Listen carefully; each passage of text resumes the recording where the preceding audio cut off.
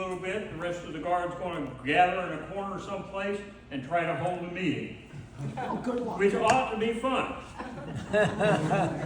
Now, I will admit, when I first came in here and I realized I did not have a podium, my initial reaction was I was going to use the trash can, until one of the Army guys told me that that was appropriate for my speech. So.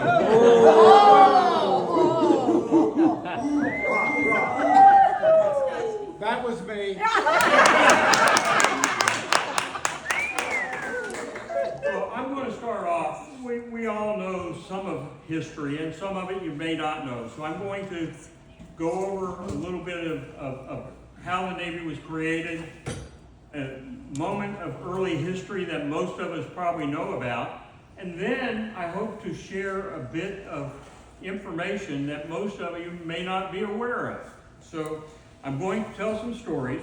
I'm going to start off October 13th, 1775, a resolution of the Continental Congress to establish what is now the United States Navy authorized the procurement of swift sailing vessel to carry carriage guns and a proportional number of swivels with 80 men to be fitted with all possible dispatch for the cruise of 3 months. Of course, the Navy had short cruises back then. Congress authorized the purchase of 2 vessels, the Andrew Doria and the Cabot, to be armed against the Royal Navy. The first ships commissioned were 24-gun frigates, the USS Alfred and the USS Columbus, as well as 3 smaller schooners. A few years later, we get to the story most of you will know a little bit about. It was 1779, and it was Commodore John Paul Jones, commanding the Bonhomme Richard, who captured the Royal Navy frigate Serapis in the Battle of Farnborough Head. Partway through the battle, with the rigging of the 2 ships entangled, I'm going to have to pick it up, I can't read that lower. The Bonhomme Richard, having several guns out of action, the ship on fire, with much of the rigging blown away, the captain of the Serapis asked Jones if he had struck his colors. Oh my goodness. Now you're in trouble. I can relax in there. Way to go, Army. Thanks, Captain. Hands up. But anyway, with the guns out of action, some of the guns out of action, the ship on fire, much of the rigging blown away, and the 2 ships entangled together, the captain of the Serapis asked Jones if he had struck colors, to which Jones has quoted as replying, and this most of us all know, "I have not yet begun to fight." 3 hours later, the captain of Serapis was forced to surrender. Now, I'm going to go back a little further in time. We talked about them establishing the Navy, the Congress establishing the Navy, but one noteworthy event of the Revolutionary War occurred on December 3rd, 1775, less than 2 months after the Navy was established. First Lieutenant John Paul Jones, the same John Paul Jones, aboard the USS Alfred, took the honor of hoisting the first U.S. ensign, the Grand Union flag, over our first naval vessel. And that's something that most of us didn't know, I don't think. And in the end of that, John Paul Jones is widely credited as being the father of the U.S. Navy.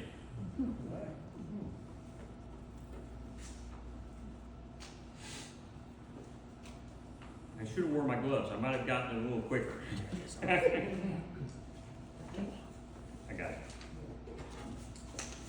Okay, today we're gathering first, before we hold our meeting, to celebrate the Navy's birthday. The Navy's birthday cake cutting is important to all sailors, as it is an annual renewal of each sailor's commitment to the Navy.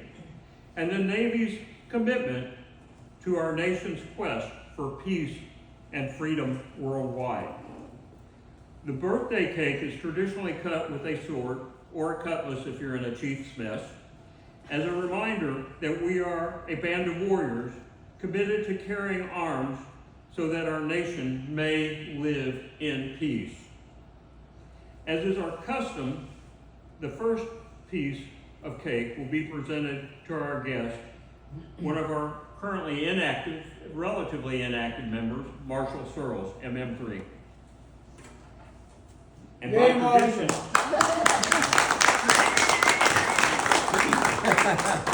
by tradition, the second piece of cake is presented to the oldest sailor present. Ladies and gentlemen, the eldest sailor present is MM1 SS George Meyer. November 1944. I know that. And the third piece of cake will be presented to the youngest sailor present. Ladies and gentlemen, the youngest sailor present today is ABCM AW Tom Jones, born in 1963. Youngin.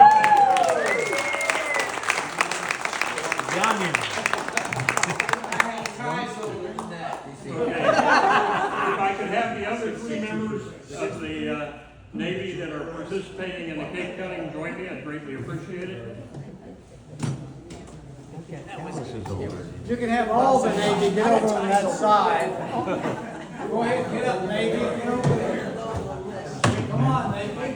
Okay, the oldest member, or no, Come on. actually, Back the away oldest from him, member he may cuts hit you with a first. sword. And as the captain of the guard, I'm going to join you here. Back it up where we get about half the cake across. He can lean back a little bit to where he can. It goes rust. I know the case sounds better. Okay, and then the senior member, or the junior member cuts next, and then we're going to do about the same thing about where the 5 is. Okay?